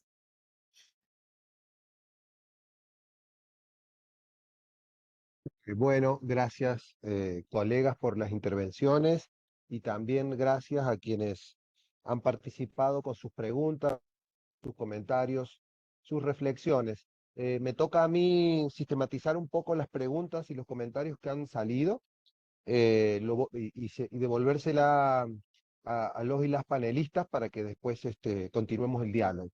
Lo voy a hacer en orden de aparición. Y va a quedar ahí Silvia al final, porque como recién terminó, seguramente irán apareciendo otros comentarios también en función de su intervención. En primer lugar, traslado una pregunta. Si les parece, hago todas las preguntas, los comentarios para todo y después invitamos a los panelistas que intervengan por orden de aparición. Para Leandro, se plantearon dos preguntas en relación a su intervención. Por un lado, se preguntaba ahí un compañero, un colega, ¿a qué te referís o cuáles te parece que son las características de esto que llamás conocimiento experto en el ámbito de la sociología de la educación? Y también, ¿cuáles son los desafíos de la divulgación de este conocimiento experto y en sentido más amplio, cómo visibilizar o destacar la importancia de la relación entre ciencia y sociedad o entre los aportes que la sociología de la educación puede hacer a la sociedad en general, al desarrollo de políticas públicas, etc. Eso surgió para Leandro. En relación a la intervención de Agustina, primero un comentario que planteaba una colega ahí, donde destacaba la importancia de estas instancias de diálogo entre, digamos, quienes producen conocimiento y los actores institucionales para el diseño de estrategias de intervención, y en ese sentido destacaba la importancia de las prácticas de extensión en el ámbito de la universidad, y concretamente en términos de preguntas para Agustina, se planteaba cuáles en relación particularmente al problema que ella enunciaba, que estaba trabajando, que era el abandono escolar, cuáles podrían ser las estrategias para acompañar a estos estudiantes y también cómo, en el caso de la experiencia de ustedes, cómo reciben los actores institucionales sus intervenciones o sus análisis respecto de estos fenómenos, particularmente los directores y las directoras de las escuelas. Para Pablo Di Napoli, surgió una inquietud en relación a si podía desarrollar un poco esta idea que enunció en relación a la escuela como lugar seguro para pelear, ¿no? Que vos decías ahí que discutías la idea de bullying, y en ese sentido planteabas un producto de una investigación, este enunciado, la escuela como lugar seguro para pelear, y preguntaban si hay algún lugar donde se pueda profundizar esa idea, algún artículo, algún paper para profundizar esa idea. También para Pablo, en el inicio de su intervención, establecía que en relación a esta discusión que estamos teniendo acerca del para qué de la sociología de la educación, decía que era relevante establecer una diferencia entre la sociología de la educación como campo de estudio o la sociología de educación como área disciplinar, y que te parecía relevante esa diferencia, y si podrías ampliar un poco la idea. Para Oscar, en relación a la intervención de Oscar, se preguntaba a un colega a quién le sirve la sociología de la educación si es financiada por el Estado. Y en este sentido, hasta qué punto puede criticar, digamos, las políticas públicas del Estado cuando, digamos, es quien la financia. Y también en relación a la intervención de Oscar, y sobre todo en la última parte, cuando citabas los trabajos, las líneas de investigación, Oscar, las 3 líneas de investigación que venías desarrollando, donde encontrar trabajos en relación al planteo final de tu exposición, o es donde poder encontrar algunos trabajos de referencia en relación a eso. Bueno, corto por acá y intervienen, y después ahí recojo las que surjan en relación a la intervención de Silvia. Así que si quieren comenzar ahí, Leandro en primer lugar, y después nos vamos turnando. Bien, gracias. Muchas gracias, Gabriel. La primera de las preguntas que tenía que ver un poco con el conocimiento experto de la sociología de la educación, como un conocimiento experto aplicado, me parece que es un poco el camino para responder. En las clases que yo doy sobre el tema, cuando analizo el vínculo entre conocimiento y políticas, entre ciencias sociales y gobierno, entre sociología de la educación y políticas educativas, yo establezco un origen con alguna literatura que hay por ahí, a partir de la crisis del 30, la crisis de mercado que se produce en ese momento, genera la idea de que en los capitalismos occidentales de que las economías son gobernables, administrables, y para eso es importante el conocimiento que ofrecen las ciencias sociales, la economía en particular, pero otras ciencias sociales también. Y en conjunto con esto, el ascenso, obviamente, de la Unión Soviética y sus planes quinquenales, dan la idea de que hay que planificar. Y cuando los gobiernos capitalistas occidentales se dan cuenta que hay que planificar, que la mano invisible del mercado no promueve el desarrollo como se espera, o no promueve un crecimiento sostenido, la crisis del 30 que lo demuestra, echan mano de las ciencias sociales como disciplinas auxiliares de la planificación. En educación esto se da también un poco más tardíamente, cuando se incorpora al planeamiento educativo todo el conocimiento que producen las investigaciones y los estudios. Esto se empieza a dar muy fuertemente en la posguerra, en América Latina en los 60 y los 70. La UNESCO crea el Instituto Internacional de Planeamiento de la Educación en los 60 en Francia, después crea una oficina en Dakar y, bueno, en los 90 una en Buenos Aires. Y son núcleos de uso, de producción y de aplicación de conocimiento experto para el planeamiento educativo.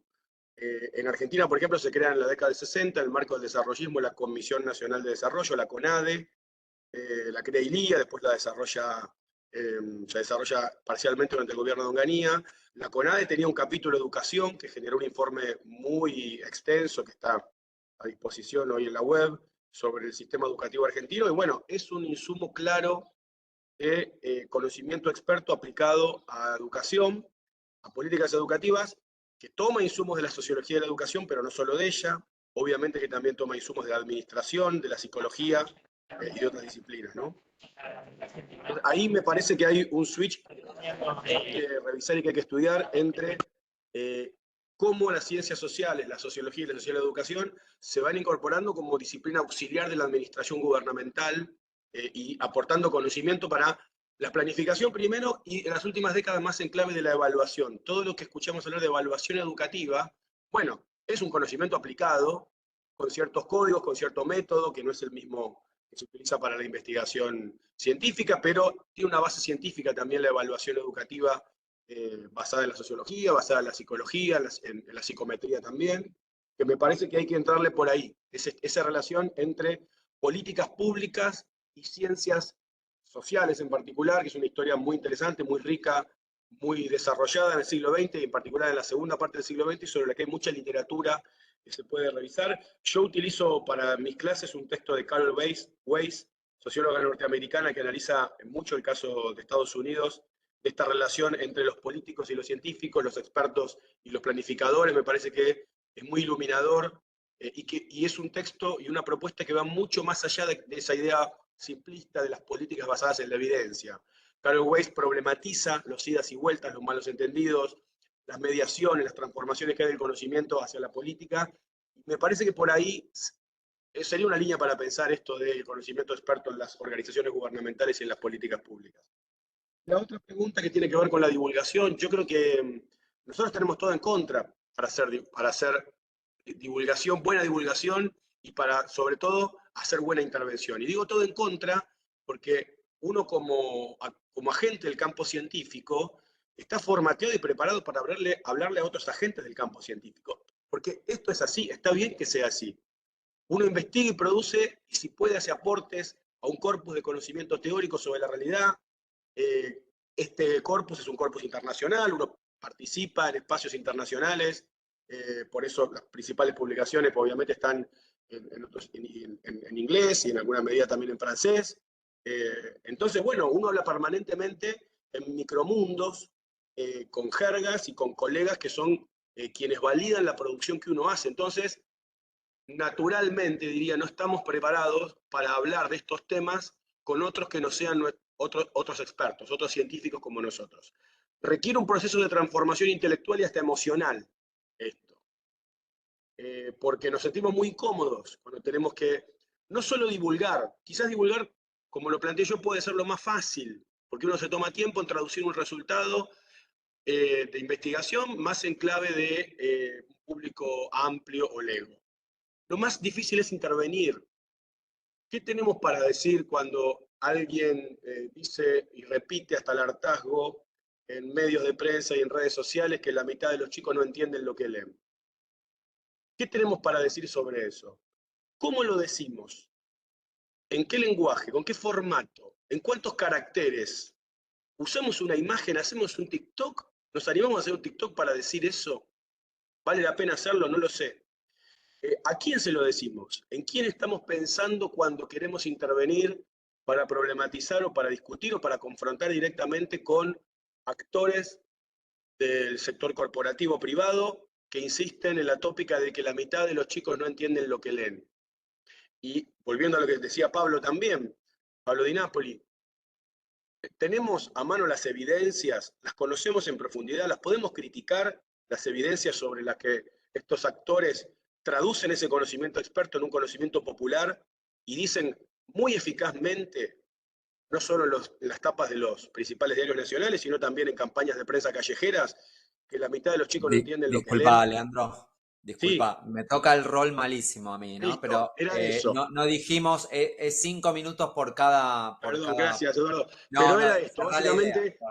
Resalto que, además de un proceso intelectual, esto es un proceso de transformación personal que tenemos que hacer, que incluye un montón de barreras, de obstáculos de tipo más emocional que tenemos, a veces para hablar lenguajes, para hacer cosas que habitualmente no hacemos, como por ejemplo hacer un TikTok, si es que entendemos que esa es la forma de intervenir.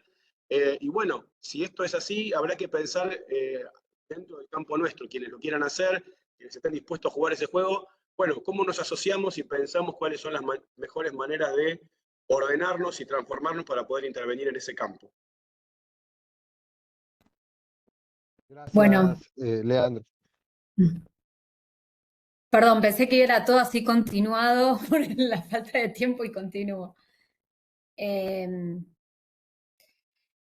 Bueno, me quedé pensando en esto último de Leandro, lo del TikTok y todo eso, y como la transmisión del conocimiento experto a través de medios que alcancen ¿no? a la población de público en general, y que sabemos que tiene un potencial súper importante, especialmente con las últimas elecciones.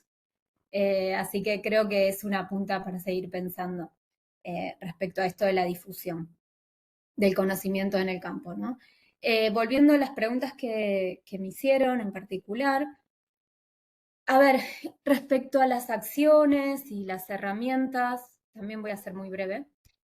Hay algo que sale de la intuición de algunos directivos o directoras de las escuelas, por ejemplo, que es los horarios flexibles de entrada, especialmente en el turno tarde, ¿no? Esto que preguntaban también, la pregunta iba como medio enganchada, ¿por qué no asisten al turno tarde? Y en el caso particular de una escuela, de la muestra que estamos haciendo en investigación, hay algunos jóvenes que vienen de entrenar, o sea, hay esto del fútbol, ¿no? O sea, no sé si es el contexto particular de Argentina que llevó a que, o no, que nos tocó que varios de los estudiantes, especialmente de esta escuela, que está cerca de San Martín, de Caseros, llegan más tarde porque vienen de entrenar. Y ahí la directora dijo, yo quiero que vengas a la escuela igual, decime a qué hora podés, a qué hora termina el entrenamiento y entrás, digamos. Y la directora decía, bueno, esa acción yo la hago porque quiero que esté en la escuela, que porque llegue una hora más tarde no se va a perder dejar de ir a la escuela, ¿no? Entonces, esa es una punta para pensar si efectivamente esas acciones son inclusivas, como decía Silvia. A mí me pareció interesante ese punteo que hiciste, Silvia, de retomar estos ejes clásicos en algún punto de la sociología de la educación, de la inclusión y la exclusión, porque creo que respecto a las intervenciones y las acciones que se tomen dentro del campo, en particular en territorio, como puede ser la escuela secundaria, es esto, es inclusión-exclusión, digamos, cuánto de esto se juega en eso, ¿no? Plantear horarios flexibles es lo que surgió en ese momento, en otras escuelas surgen otras cosas. Y esto lo engancho con la segunda pregunta, que es cómo reciben los directores la información de los informes que hacemos por escuela, porque los informes los hacemos por escuela porque consideramos que cada escuela tiene sus particularidades y también sus problemáticas, y eso puede ayudar mucho y aportar al conocimiento de lo que está sucediendo. Y la verdad que es súper, lo esperan el informe ya. En particular, la investigación, como es el tercer año que vamos, ya nos conocen, ya nos hablan y nos abren las puertas más fácilmente. La verdad que el primer año que fuimos, que fue en el 2022, fue muy difícil entrar a las escuelas. Tema protocolo fue lo principal, romper protocolos que, entre comillas, no sabían ni qué eran los protocolos, pero veníamos de la pandemia de protocolos y bueno, tuvimos que trabajar mucho ese diálogo para entrar a las escuelas, y ya en este tercer año que entramos, esperan los informes, nos empiezan a comentar, sí, porque en el informe pasado decía esto, ahora veremos qué pasa acá, digamos. Ese diálogo lo esperan. Y me parece que eso es una punta, también lo que decía Pablo, ¿no? De crear problemas y entrar en esa... en esa... Sí, ya termino. En ese campo de las actividades de extensión, que me parece que es súper importante empezar a incorporar en el campo del conocimiento. Actividades de extensión o de transferencia que van a aportar a esta última pregunta, que es las estrategias, ¿no? Al campo. Eso. Me cerré rápido para dar palabra a mis colegas. Gracias. Bueno, sigo ahí en el orden y recupero justo ahí las últimas palabras de de Agustina con la cuestión eso de la retroalimentación, ¿no? Cuando vamos a las escuelas y en lo que es el trabajo de campo y la investigación en sí.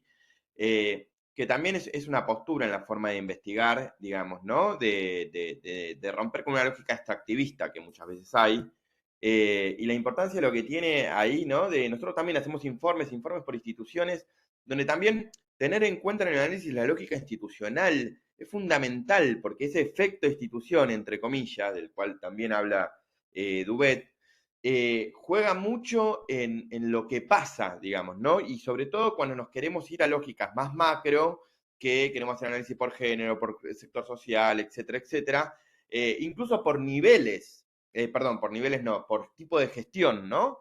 Entonces digo, ahí hay algo piola y yo siempre marco la cuestión de cuando el encargado al entrar a la escuela ya no te pregunta cómo es tu nombre, quién sos, para qué venís, ¿no? Y directamente pasás y digo, ahí hay unos clics en las instituciones. Y bueno, la cuestión justamente de la escuela como un lugar seguro, lo planteaban en términos de la escuela, no solo la escuela como, digamos, el edificio escolar, sino la esquina donde se van a pelear, que es parte de la escuela, esa esquina, digamos, ¿no? Donde van a confrontar. Y digo, ahí hay algo que van a esa esquina porque saben que ahí los van a venir a buscar, los van a venir a separar, digamos, en ese sentido es un lugar seguro para conflictuar, donde por ahí en el barrio prefiero bajar la mirada, digamos, y no meterme, porque ahí por ahí no hay un límite a esa pelea, digamos, ¿no? Y estoy hablando incluso de peleas fuertes, ¿no?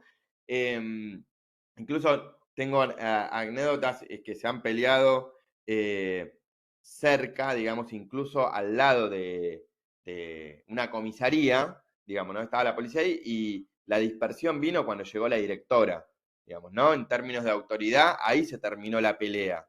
Esto era entre diferentes escuelas. E incluso también con la cuestión de las escuelas es si la confrontación, si el conflicto es con otros pibes o pibas escolarizadas, hay un canal de comunicación entre las escuelas para poder accionar, digamos. A diferencia de si con quien conflictúan, digamos, ¿no? El antagonista no es una persona escolarizada, digamos. Ahí cambian las herramientas que se tiene desde la escuela para poder intervenir, para poder trabajar, ¿no? Para poder elaborar un proceso. Entonces, en ese sentido me refería con la escuela como un lugar seguro, ¿no? Porque esa pelea tiene un contorno, por decirlo de alguna forma. No porque no salgan lastimados, ¿no? O no sea un problema de difícil resolución, digamos, sino que no va a pasar ciertos límites, por un lado. En la cuestión para cerrar, del campo de la sociología de la educación, como una disciplina, ¿no? Como una cuestión disciplinar o subdisciplina, o un área o un campo de estudio, bueno, es un súper debate que nos puede llevar un montón. No quisiera meterme ahí, o le quisiera restar importancia, digamos, a eso. ¿Por qué? Por diferentes cuestiones. Por una cuestión que, bueno, si nos vamos a lo disciplinar, tenemos que ver, bueno, cuál es el objeto de estudio, digamos, ¿no? ¿Cuáles son los métodos que le dan especificidad, digamos, a la sociología de la educación y un marco conceptual? Que creo que hay una cierta especificidad, ¿no? Pero también digo, hay una diversidad de objetos, hay una diversidad de miradas, e incluso también acá me gustaría trascender un poco las fronteras ¿cómo se llama? Las fronteras disciplinares y hablar de las ciencias sociales en términos más interdisciplinarios, si quisiéramos, o más amplios, donde tenemos cuestiones para tomar desde la antropología, digamos, romper un poco esos tabiques, digamos. Yo tengo sede en el Instituto de Disculpa, Ciencias de la Pablo, Educación y aprendí un andás montón. redondeando. Perfecto, es eso, no meterme en ese debate. Punto.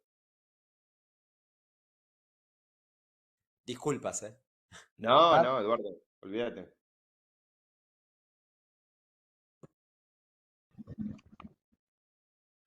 ¿Seguimos? Dale, Oscar, dale. Bueno, voy a contestar todo breve, pero quiero engancharme yo creo que lo que planteó Leandro es muy importante y sobre la comunicación. Y sobre eso quiero aportar una cuestión solo a la conversación.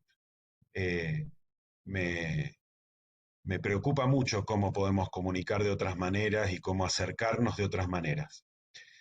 Sin embargo, solo dejar una nota ahí al costadito, una glosa, y es que cuando una comunicación sintética de un meme se enlaza con el sentido común, tiene una efectividad que lo antiintuitivo y complejo que vamos a plantear nosotros no va a poder tener nunca.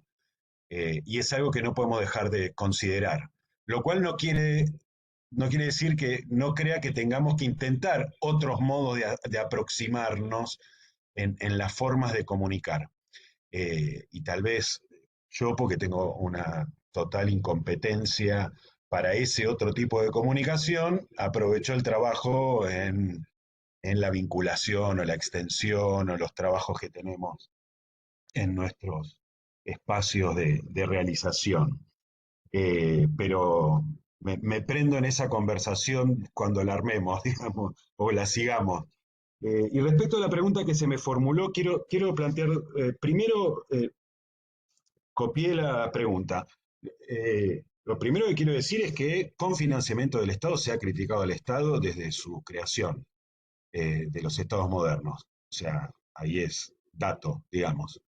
En segundo lugar, si el financiamiento no fuera público y fuera del mercado, la restricción de la investigación sería mucho mayor, porque solo se financiaría lo que en el corto plazo las fuerzas del mercado que tienen rostros concretos e intereses más concretos financiaría.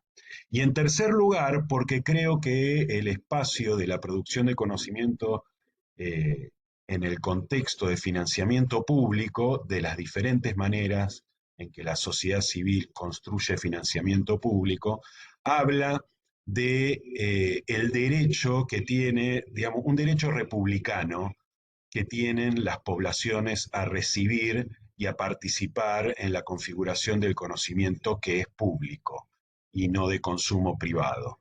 Y en ese sentido creo que es muy relevante disputar y seguir disputando el financiamiento público para la producción de investigación. Y como último punto, solo plantear algo que ha trabajado y sigue trabajando Mario Díaz Villa a partir de las discusiones en las que se metió en la década del 80 Basil Bernstein sobre la autonomía de los campos.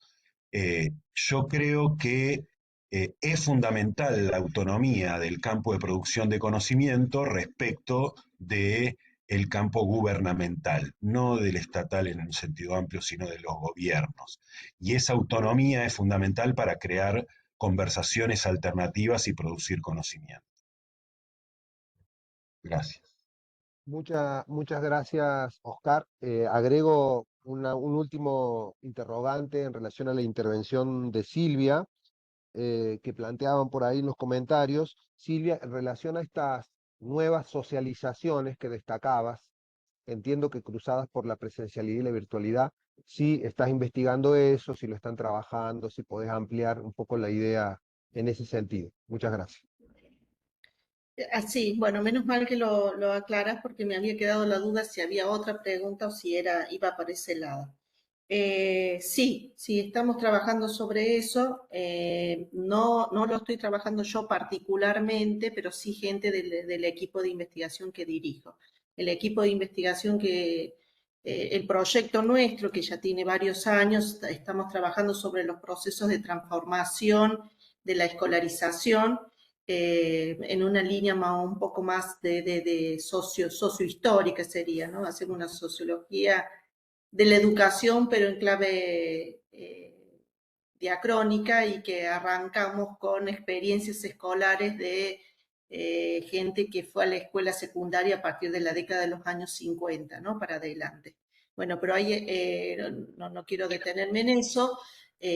Trabajamos con egresados que fueron a la escuela en la década de los 40, los 50, los 60, etc. En este momento estamos trabajando sobre las experiencias escolares en la década entre los 70 y los 80, en lo que fue, digamos, el tránsito entre la dictadura y la democracia, pero porque ya venimos relevando datos anteriores.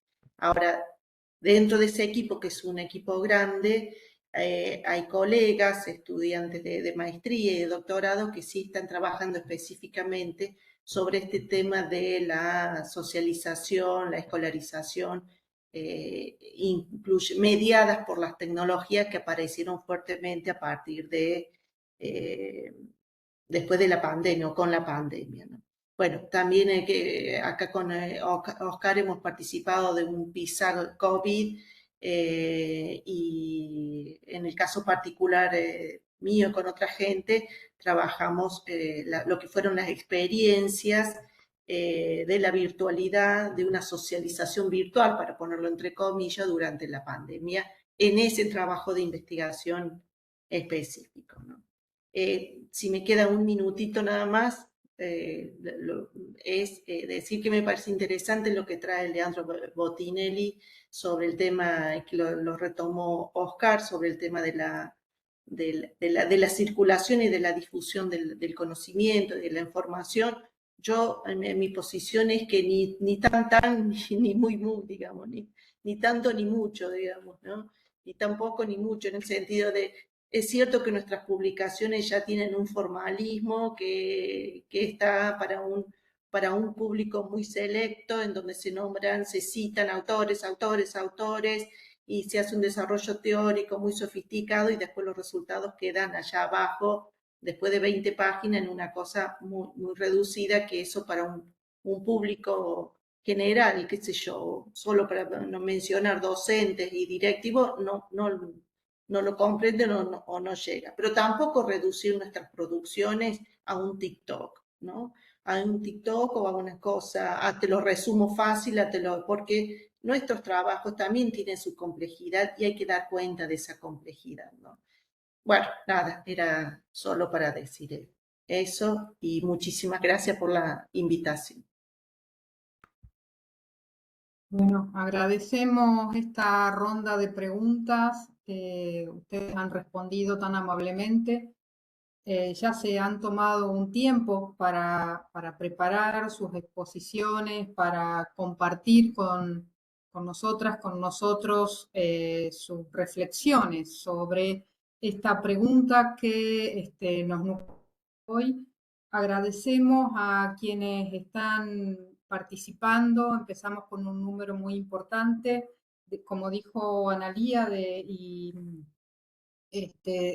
gente de distintas provincias, universidades, institutos y también de otros países. Han hecho unas presentaciones de lo más diversas que da cuenta de sus trayectorias laborales, de sus inserciones profesionales y en líneas también de abordaje de la sociología de la educación. Y aún desde esas diferencias hemos tenido puntos de encuentro en esto de cuáles han sido los autores clásicos, han ido apareciendo una y otra vez, también las líneas nuevas que van presentándose para el abordaje de la sociología de la educación, campo controvertido sobre el cual Pablo dijo no me quiero meter, y creo que varios en este momento, digo, no podríamos sintetizar esto de si es un campo o no es un campo, si en un espacio tan breve de tiempo, ¿no? Un espacio temporal tan acotado. Las conversaciones, digo, si tengo que hacer una muy breve síntesis para cerrar, las conversaciones han pasado por nuestro lugar desde la sociología de la educación en términos de la producción y de la circulación de ese conocimiento que se viene produciendo y las distintas inserciones de esas producciones. Esto de quiénes son nuestros públicos, quiénes son nuestros destinatarios, y también si este es un conocimiento para la difusión, es un conocimiento para una intervención concreta, como se dijo, ¿no? En términos de acompañar en la producción de normativas, ya sea institucionales, como también orientaciones para las políticas o para, como se mencionó en un momento, alguna ley. Entonces, es cómo nos estamos situando, qué posiciones estamos tomando en este campo, ¿sí? Qué estrategia nos estamos dando, es de los cuales se ha estado dando cuenta por parte de estos 5 colegas. Quedan preguntas abiertas, quedan nuevas instancias para seguir pensando, que ojalá que podamos realizarlas. Es una intención, ¿sí?, que hay desde este grupo y sumando a otras personas más de seguir discutiendo, seguir generando conocimiento para compartirlo y para abrir después al interior de cada institución a donde pertenecemos, generando diálogos y generando formas de pensar nuevas investigaciones y nuevos modos de relación con las comunidades. De mi parte, agradecer al equipo de coordinación, agradecerle a Analía que nos convocó para esta propuesta del Instituto Germani. Y bueno, le doy la palabra a Analía si quiere hacer un cierre, si puede, no sé si está con buena conexión en este momento, o algún otro colega del equipo. Gracias, Sonia. Yo diría cerrar con tus palabras y que cada uno de los coordinadores nos podamos despedir. Agradezco mucho a mis colegas que acompañaron y que me acompañan hace un tiempo para pensar estos problemas y estos desafíos.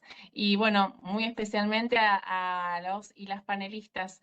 Como dijo Sonia, esto para nosotros es algo que continúa y ojalá podamos seguir compartiendo espacios de reflexión y para pensar estrategias colectivas para disputar en la agenda pública.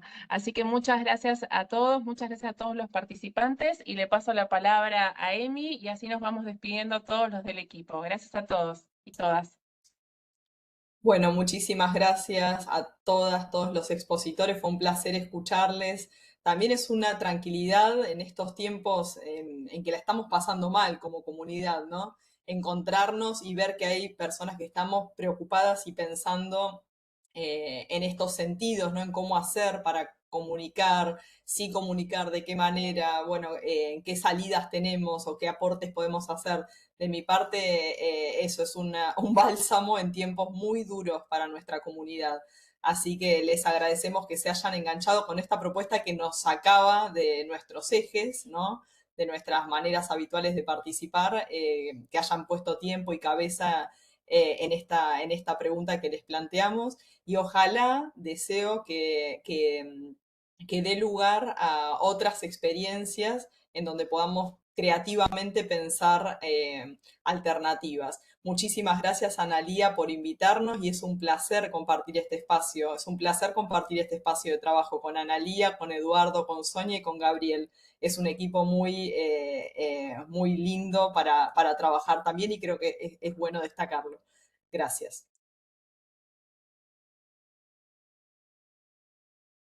Sumo una palabra, muchas gracias nuevamente a todos los panelistas, un placer escucharlos, realmente un placer.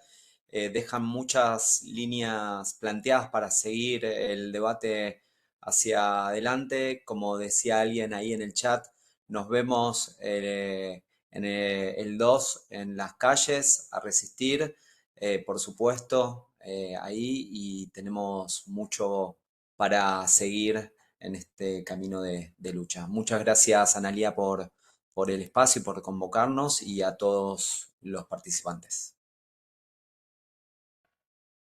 Gracias, Eduardo. Yo simplemente agradecer a los panelistas, a las panelistas, muy interesante todas los aportes, me quedo con muchas preguntas y muchas ganas de seguir escuchando y seguir discutiendo.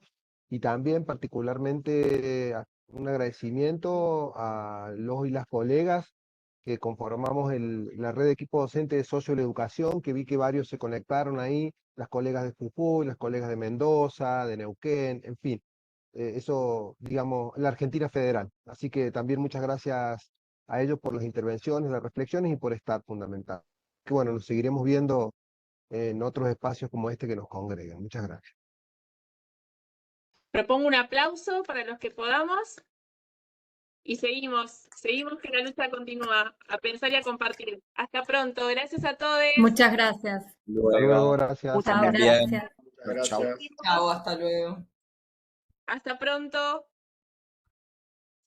Gracias, Pablo, Leandro, Oscar, Agustina, Silvia. Muchas gracias.